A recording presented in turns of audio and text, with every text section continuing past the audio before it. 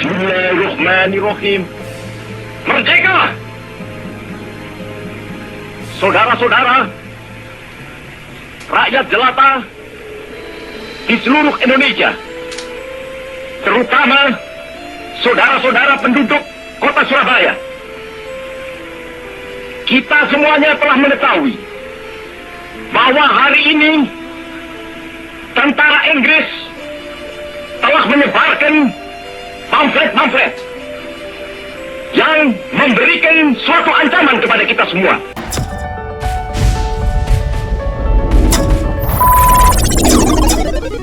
Merdeka!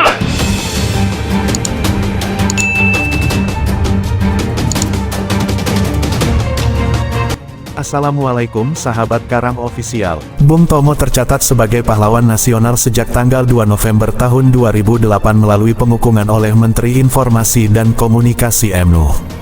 Beliau adalah tokoh populer pada peristiwa pertempuran tanggal 10 November di Surabaya.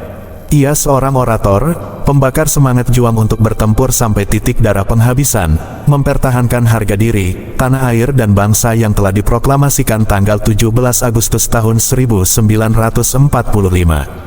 Untuk lebih dekat lagi pada Bung Tomo dengan membawa semangatnya untuk motivasi kita jadi lebih baik lagi, berikut adalah sedikit kisah kehidupan Bung Tomo yang bisa silahkan Anda cermati untuk mengambil sisi positif supaya kita juga termotivasi. Sutomo, Surabaya, tanggal 3 Oktober tahun 1920 Makkah, tanggal 7 Oktober tahun 1981, atau Bung Tomo adalah pahlawan yang terkenal karena peranannya dalam membangkitkan semangat rakyat untuk melawan kembalinya penjajah Belanda melalui tentara NICA dan berakhir dengan peristiwa pertempuran tanggal 10 November tahun 1945 yang hingga kini diperingati sebagai Hari Pahlawan. Sutomo pernah bekerja sebagai pegawai pemerintahan. Ia menjadi staf pribadi di sebuah perusahaan swasta, sebagai asisten di kantor pajak pemerintah, dan pegawai kecil di perusahaan ekspor-impor Belanda. Ia juga pernah bekerja sebagai polisi di Kota Praja dan pernah pula menjadi anggota Sarekat Islam, sebelum ia pindah ke Surabaya dan menjadi distributor untuk perusahaan mesin jahit, Singer. Sutomo dibesarkan dalam keluarga kelas menengah. Pendidikan menjadi hal penting yang harus diperoleh Sutomo dan keluarganya. Sutomo berkepribadian ulet, pekerja keras, daya juangnya sangat tinggi.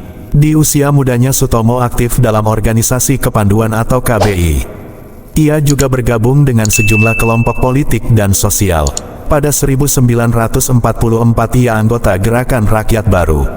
Sejak kedatangan sekutu dan pasukan NICA di Surabaya, Bung Tomo berjuang mati-matian mempertahankan Surabaya dari cengkeraman sekutu dan NICA. Bung Tomo memiliki pengaruh kuat di kalangan pemuda dan para pejuang. Ia dengan lantang membakar semangat pejuang untuk bertempur habis-habisan melawan pasukan sekutu. Pertempuran tersebut dipicu oleh tewasnya Brigjen AWS Malabi dalam kontak senjata dengan pejuang. Meskipun kekuatan pejuang tidak seimbang dengan kekuatan pasukan sekutu, namun peristiwa pertempuran tanggal 10 November tercatat sebagai peristiwa terpenting dalam sejarah bangsa Indonesia. Sekitar tahun 1950-an Bung Tomo mulai aktif dalam kehidupan politik. Ia sempat menjadi Menteri Negara Urusan Bekas Pejuang Bersenjata Veteran sekaligus Menteri Sosial ad interim pada tahun 1955 sampai tahun 1956 pada Kabinet Burhanuddin Harahap.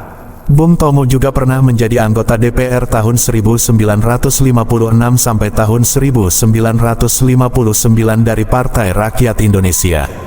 Pada masa pemerintahan Orde Baru, Bung Tomo banyak mengkritik kebijakan Soeharto yang dianggapnya mulai melenceng. Akibatnya tanggal 11 April tahun 1978 ia ditangkap dan dipenjara oleh pemerintah Soeharto.